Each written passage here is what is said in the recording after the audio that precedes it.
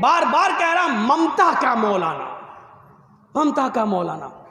ये तो अच्छा हुआ कि वो ममता का मौलाना कह रहा है। मीडिया वाले तो इतने बदमाश होते हैं कि ऐसा ना हो कि कह दें कि मौलाना की ममता, उल्टा ना कर दें, नहीं तो हम फंसे।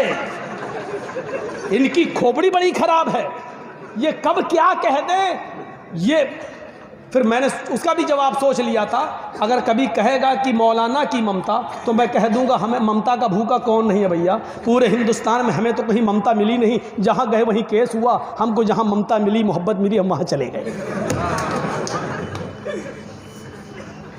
ये मीडिया ऐसा लग रहा है जैसे चुनाव बीजेपी नहीं लड़ रही है, इंडिया टीवी वाला लड़ रहा है, हिंदुस्तान लड़ रहा है।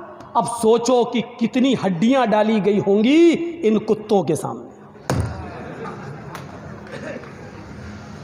और उन हड्डियों में कितनी लज्जत होगी कि ये तोड़ मरोड़ कर जो जुमले पेश कर रहे हैं।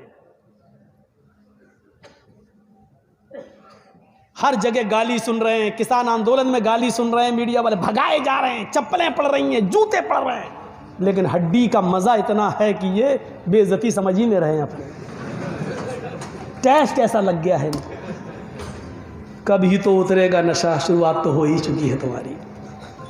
मुझे लग रहा है कि बीजेपी की इतनी नींद नहीं उड़ी जितनी मीडिया वालों की उड़ गई। हाय राम, ये क्या हो गया। मौलाना जर्जी सबको एक ना कर दे, बार बार उसमें दे रहा है ममता का मौलाना। टीवी पे हेडिंग चला रहा है, दिखा रहा बात ममता का मौलाना। मैंने नाम तक नहीं दिया, मैंने सिर्फ ये बात कही कि लोगों तुम बहुत समझदार हो, बड़े नुकसान से बचने के लिए छोटा नुकसान अगर करना पड़े तो कर देना। अगर आपके पैर में कैंसर हो गया है और डॉक्टर ने कह दिया पैर कटना है, अगर पैर नहीं कटाओगे तो जान जाएगी, तो आप अपनी जान बचाने के लिए पैर कटाना पड़ रहा है तो पैर कटा लेना, लेकिन जान बचा लेना। इस वक्त हम बंगाल में यही पोजीशन में हैं। बड़े नुकसान से बचने के लिए छोटा नुकसान करना पड़े तो कर देना, लेकिन बड़े नुकसान से अपने आप को बचा लेना। जानते हो इतनी बात कही तो क्या कह रहा मीडिया वाला? मीडिया वाला क्या कहता मालूम है? मौलाना ने फतवा दे दिया कि ओवैसी को हरा दो। मैंने किसी का नाम भी नहीं लिया। इसीलिए मैं कहता हूं ना कि कभी मैंने एक बार कह दिया था कि देश का प्रधानमंत्री चोर है, तो केस हो गया हमारे ऊपर। तो जब कटघरे में खड़े हुए तो सरकारी वकील बहुत हुज्जत करने लगा। साहब देखिए, इन्होंने देश के प्रधानमंत्री के बारे में ये कहा। मैं तो सटक गया, मैंने कहा यार ये मैंने किसी प्रधानमंत्री का नाम ही नहीं लिया, ये क्या कह रहा। तो जज ने हमसे पूछा कि तुम भी कुछ कहना चाहते हो? मैंने कहा जज साहब मेरे पास वो वीडियो मौजूद है, आप सुन लीजिए। उसको सुनाया, उसने बार बार सुना।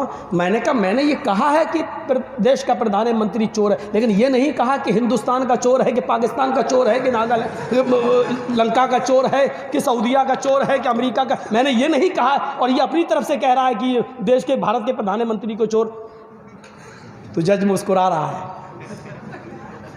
मुस्कुरा के कह रहा सरकारी वकील को, अरे कहाँ इन्होंने जो तुम नाम ले रहे हो देश के, कहाँ इन्होंने देश के प्रधानमंत्री को? द बेल इज ग्रांटेड, वहीं से बेल दे दिया।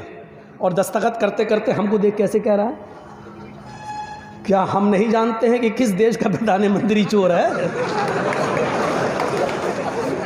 देखिए कह रहा है कि हम नहीं जानते हैं कि किस देश का प्रधानमंत्री चोर है, हमको आप बेवकूफ़ समझ रहे हैं। मैंने कहा साहब हम आपको कैसे बेवकूफ़ समझ सकते हैं? ये कैसे बेवकूफ़ लोग हैं जो बताओ, हमने जो चीज़ कही नहीं उसको पेश कर रहे हैं कोर्ट में। कहने लगे अभी कोर्ट में और अदालतों में इंसाफ जिंदा है मौलाना साहब, आप चिंता मत करिए। तो जो चीज़ हमने कही नहीं